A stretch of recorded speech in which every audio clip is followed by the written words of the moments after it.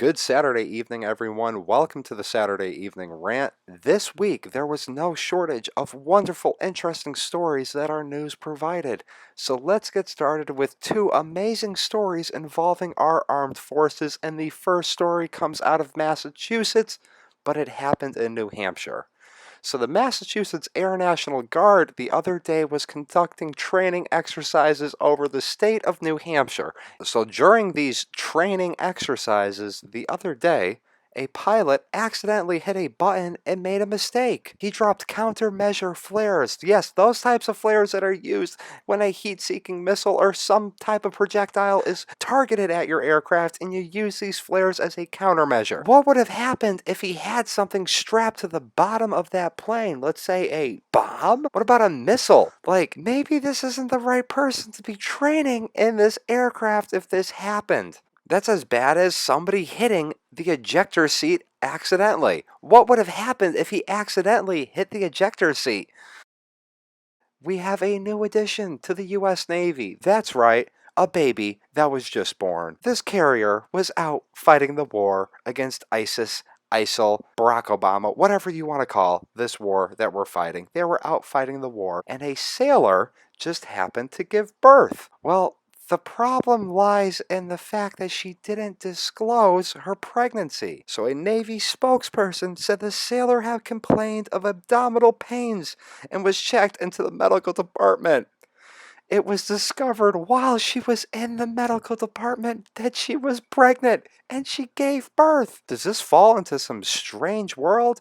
Because I know a captain can legally marry two persons on a boat. Can the captain of this boat take this baby and make it a slave to the government for its entire life? Because technically it wasn't born in U.S. soil. It was born on U.S. property. I don't know. It's just weird.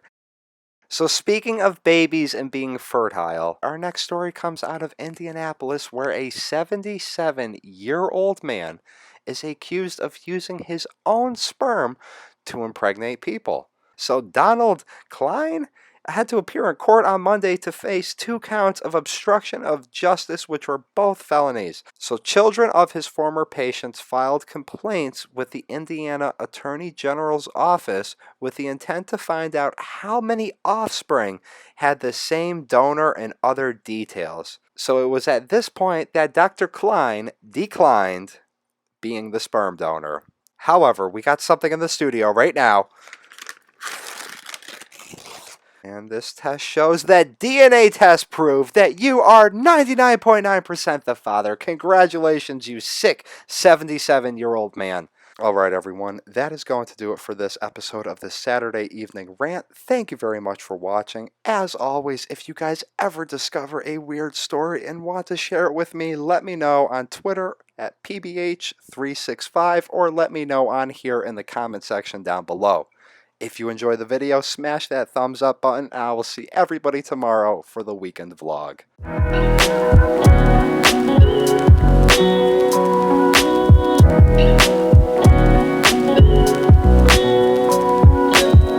This just happens to be involving sea and boats and seamen. Lots of seamen on a vessel. Well, amongst all these seamen was a sea woman, and this sea woman just happened to be pregnant.